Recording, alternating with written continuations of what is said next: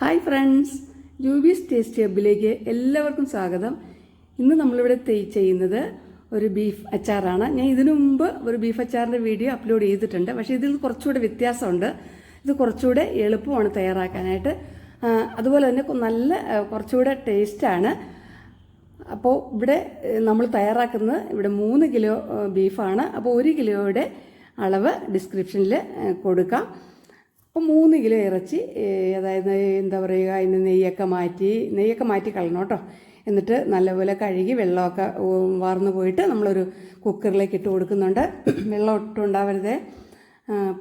ഇത് മുളക് പൊടി ചേർത്ത് കൊടുക്കുക. ഇത് നല്ല എരിവുള്ള മുളക് പൊടിയാണ്. 1 ടേബിൾ സ്പൂണോ ചേർത്ത് കൊടുത്തിട്ടുള്ളൂ. കാരണം ഇവിടെ എരിവ് കുറച്ചാണ് തയ്യാറാക്കാൻ പോകുന്നത്, അതുകൊണ്ടാണ്. അപ്പോൾ ഇത് മഞ്ഞൾപ്പൊടിയാണ്, അതൊരു 3/4 സ്പൂൺ ഇട്ട് കൊടുത്തു. ഇനി നമുക്ക് ഉപ്പും കൂടെ ചേർത്തിട്ട് ഇതൊന്ന് നന്നായിട്ട് തിരുമ്മി, ഉപ്പ് ഒരു 3/4 സ്പൂൺ മതി കേട്ടോ. ഇറച്ചിക്ക് അധികം ഉപ്പ് ചേർക്കരുത്. ഇനി നമുക്ക് മസാലയ്ക്ക് വീണ്ടും ചേർക്കാനുള്ളതാണ്. അപ്പോൾ നന്നായിട്ട് തിരുമ്മി പിടിപ്പിച്ചിട്ട് നമുക്കിത് കുക്കർ അടുപ്പത്ത് വെച്ചിട്ട് ഒന്ന് എന്താ പറയുക, 2 വിസിൽ മതി. ഇത് അധികം ഇറച്ചി ഒത്തിരി മൂത്ത് പോയതാണെങ്കിൽ 3-4 വിസിൽ കേൾക്കണം കേട്ടോ. ഇതിപ്പോൾ പിഞ്ചിറച്ചിയായതുകൊണ്ട് ഞാൻ 2 വിസിൽ കഴിയുമ്പോൾ ഇറക്കുക, അടുപ്പിൽ നിന്ന് മാറ്റുവാണ്. അപ്പോൾ ഇതിൽ അത് കഴിഞ്ഞ് വെള്ളം ഉണ്ടാകും കേട്ടോ. നമ്മളത് വറ്റിച്ചെടുക്കണം, നമുക്കതറിയാമല്ലോ. പക്ഷേ ഇറച്ചി ഒത്തിരി വെന്ത് പോകരുത്. 2 വിസിൽ ശേഷം ഞാനൊന്ന് തുറന്ന് നോക്കുമ്പോൾ ഇത്രയും വെള്ളം കിടപ്പുണ്ട്. ഇനി നമുക്കിത് നല്ല ഹൈ ഫ്ലെയിമിലിട്ട് ഇത് കുക്കറിൽ തന്നെ വേവിക്കണമെന്നില്ല കേട്ടോ. നമുക്ക് വെറുതെ അടുപ്പത്ത് വെച്ച് വേവിച്ചാൽ മതി. ഒരു കണക്കിന് അതാണ് എളുപ്പമെന്ന് എനിക്ക് തോന്നുന്നു. അപ്പോൾ ഇത് വെള്ളമൊക്കെ വറ്റി വന്നിട്ടുണ്ട്. ഇനി നമുക്കിത് വറുത്തെടുക്കാനായിട്ട് ഒരു പാനടുപ്പത്ത് വെച്ചിട്ട് നല്ലെണ്ണയാണ്, എള്ളെണ്ണ ഒഴിച്ചു കൊടുക്കണം. എള്ളെണ്ണയിൽ തയ്യാറാക്കുന്നതാണ് എപ്പോഴും ടേസ്റ്റും കേടാകാതിരിക്കുന്നു. ഇത് വളരെ കുറേ നാൾ കേടാകാതെ ഇരിക്കും. നമ്മൾ പാകത്തിനൊക്കെ വറുത്തെടുത്താൽ മതി. ഇനി എണ്ണ നന്നായി ചൂടായി കഴിക്കുമ്പോൾ നമ്മൾ ഇറച്ചിയിട്ട് കൊടുത്തിട്ടുണ്ട്. ഇത് കുറച്ച് വീതം വറുത്ത് കോരിയെടുക്കണം. ഒരു മീഡിയം ഫ്ലെയിമേ വയ്ക്കാവുള്ളൂ.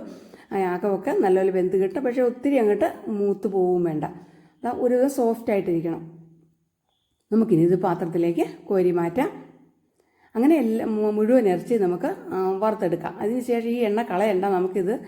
ഇത് അരിച്ചെടുത്തിട്ട് നമുക്ക് മസാല ഉണ്ടാക്കാനായിട്ട് ചേർക്കാട്ടോ. അരിച്ചെടുക്കണം, കരിയുടെ അംശം പോകാൻ വേണ്ടി. അപ്പോൾ ഞാൻ ഇവിടെ ഇറച്ചിയൊക്കെ നമ്മൾ കോരി വെച്ചിട്ട് വേറൊരു പാൻ വെച്ച് കൊടുക്കുകയാണ് മസാല തയ്യാറാക്കാനായിട്ട്. ഈ എണ്ണ ഞാൻ കുറച്ച് ഒഴിച്ചു കൊടുക്കുന്നുണ്ട്. പിന്നീട് നമ്മൾ അരിച്ചെടുത്ത എണ്ണയും കൂടെ ആഡ് ചെയ്യുന്നുണ്ട് കേട്ടോ. ഞാൻ കുറച്ച് കടുകിട്ട് കൊടുക്കാം. കടുക് ചേർക്കണം നിർബന്ധമില്ല. 1 സ്പൂണ് കടുകിട്ട് കൊടുത്തിട്ടുണ്ട്.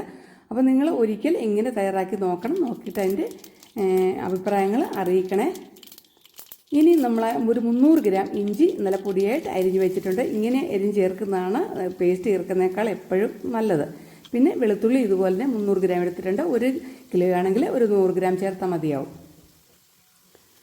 വെളുത്തുള്ളി അതുപോലെ തന്നെ നല്ല കനം കുറച്ചാണ് അരിഞ്ഞിരിക്കുന്നത്. ഒരുവിധം നന്നായിട്ടൊന്ന് ഒരു മൂത്ത് വരണം.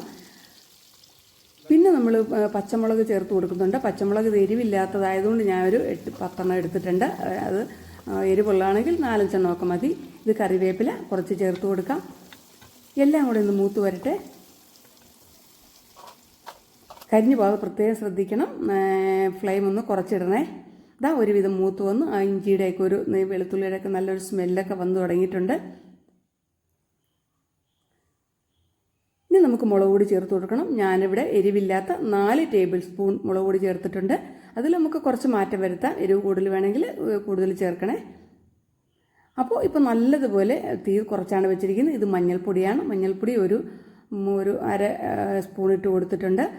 നന്നായിട്ട് അത് പച്ചമണമൊക്കെ ഒന്ന് മാറി തുടങ്ങട്ടെ. ഇത് കുരുമുളക് പൊടിയാണ്. അത് ഞാനൊരു 2 ടീസ്പൂൺ ചേർത്ത് കൊടുത്തിട്ടുണ്ട്. പിന്നെ ചേർക്കുന്നത് വീട്ടിൽ പൊടിച്ച ഗരം മസാലപ്പൊടിയാണ്. 2 സ്പൂണ് ഗരം മസാലപ്പൊടിയും ചേർത്ത് കൊടുത്തിട്ടുണ്ട്. ഇതിലൊക്കെ ചെറിയ മാറ്റമൊക്കെ വന്നാലും നമുക്ക് കുഴപ്പമൊന്നുമില്ല. വീട്ടിൽ പൊടിച്ച പൊടി തന്നെ ചേർക്കാൻ പ്രത്യേകം ശ്രദ്ധിക്കണം. ഇത് കായമാണ്. കായം വളരെ കുറച്ച് മതി. അതൊരു 1/2 സ്പൂണൊക്കെ ചേർത്താൽ മതി.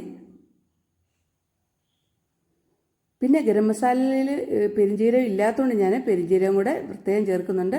2 ടീസ്പൂൺ പെരിഞ്ജീരകത്തിൻ്റെ പൊടിയും കൂടെ ചേർത്ത് കൊടുത്തിട്ടുണ്ട്. അപ്പോൾ ഇതെല്ലാം ഒന്ന് മൂത്ത് വന്നപ്പോൾ നമ്മളിനി വിനാഗിരി ചേർത്ത് കൊടുക്കുന്നുണ്ട്. വിനാഗിരി ഞാനിവിടെ 1.5 കപ്പ് ചേർക്കുന്നുണ്ട്. 3 കിലോയ്ക്ക് 1.5 കപ്പ്. അപ്പോൾ നമ്മൾ അതിൻ്റെ അളവനുസരിച്ച് മാറ്റം വരുത്തി ചേർക്കണം. അപ്പോൾ വലിയ സ്ട്രോങ് വിനാഗിരി ആണെങ്കിൽ അത് കുറച്ച് ചേർത്താൽ മതി കേട്ടോ. അപ്പോൾ 1.5 കപ്പ് വിനാഗിരിയും ചേർത്ത് കൊടുത്തിട്ട് ഇനി നമുക്ക് ആവശ്യത്തിന് ഉപ്പ് ചേർത്ത് കൊടുക്കണേ. ഉപ്പ് ഇറച്ചിക്ക് വളരെ കുറച്ച് ചേർത്തിട്ടുള്ളൂ. അതുകൊണ്ട് ഞാനൊരു 1 ടീസ്പൂൺ ഉപ്പും കൂടെ ആഡ് ചെയ്ത് കൊടുത്തിട്ടുണ്ട്. ഇനി അതിൻ്റെ ഒരു ടേസ്റ്റ് ഒന്ന് ബാലൻസ് ചെയ്യാൻ വേണ്ടി 1 സ്പൂണ് പഞ്ചസാരയും കൂടെ ഞാൻ ആഡ് ചെയ്യുന്നുണ്ട് കേട്ടോ. അത് ഓപ്ഷണലാണ്, നിങ്ങൾക്ക് ഇഷ്ടമുണ്ടെങ്കിൽ ചേർത്താൽ മതി. ഇപ്പോൾ ഇനിയിപ്പോൾ നമുക്ക് ഉപ്പ് നോക്കിയിട്ട് ഉപ്പ് വേണമെങ്കിൽ ആഡ് ചെയ്യണം. ഇറച്ചിയും കൂടി ഇട്ടിട്ട് നോക്കിയാലും മതി. നമുക്ക് ഏകദേശം അറിയാം ഈ ഉപ്പ് ഇത് കറക്റ്റ് ആയിരിക്കും ഇതിന്. ഇനി നമുക്ക് ഇതിനകത്തേക്ക് ഇത് നമ്മൾ വറുത്ത് വെച്ചിരിക്കുന്ന ഇറച്ചി ചേർത്ത് കൊടുക്കാം. ബാച്ചിലേഴ്സിനൊക്കെ ഇത് ഉണ്ടാക്കി വെച്ചാൽ നല്ല എളുപ്പമുണ്ട് കേട്ടോ. നമ്മുടെ അച്ചാർ ഇവിടെ ഏകദേശം ഇവിടെ റെഡി ആയിട്ടുണ്ട്. നന്നായിട്ടൊന്ന് മിക്സ് ചെയ്ത് മൊത്തം ഇറച്ചി ആഡ് ചെയ്തിട്ട് നല്ലപോലെ മിക്സ് ചെയ്യണം. ഈ തീ ഓഫ് ചെയ്യണേ. ഓഫ് ചെയ്തിട്ട് ഇത് ചൂടാറി കഴിയുമ്പോൾ നമ്മൾ ചില്ല് ഭരണിയിൽ സൂക്ഷിക്കണം. എപ്പോഴും വിനാഗിരിയൊക്കെ ചെയ്ത് ചില്ല് ഭരണിയിൽ സൂക്ഷിക്കണം. അതുപോലെ തന്നെ ഇത്തിരി അതിൻ്റെ മുകളിൽ നല്ലെണ്ണ ചൂടാക്കി ഇത്തിരി ചൂടാറുമ്പോൾ ഇത്തിരി ഒഴിച്ചു കൊടുത്താൽ ഒന്നും കൂടെ കേടാകാതിരിക്കാൻ നല്ലതാണ്. 2 ദിവസം കഴിഞ്ഞാണ് ഇതെല്ലാം സെറ്റാവുന്നത്. അത് കഴിഞ്ഞ് ഉപയോഗിക്കുന്നതാണ് നല്ലത്. അതുപോലെ തന്നെ നമ്മൾ ഫ്രിഡ്ജിലേക്ക് 1 ദിവസം കഴിഞ്ഞ് മാറ്റിയാൽ മതി. അപ്പോൾ എല്ലാവരും ട്രൈ ചെയ്തിട്ട് കമൻ്റ് അറിയിക്കണം. അതുപോലെ തന്നെ ഇഷ്ടമായെങ്കിൽ ലൈക്ക് ചെയ്യണേ. മറ്റുള്ളവർക്ക് ഒന്ന് ഷെയർ ചെയ്ത് കൊടുക്കണം. അപ്പോൾ അടുത്ത നല്ലൊരു വീഡിയോയിൽ നമുക്ക് വീണ്ടും കാണുന്നവരെ എല്ലാവർക്കും ഗുഡ് ബൈ. എൻ്റെ ചാനൽ ആദ്യമായിട്ട് കാണുന്നവരാണെങ്കിൽ ഒന്ന് സബ്സ്ക്രൈബ് ചെയ്ത് സപ്പോർട്ട് ചെയ്യണേ.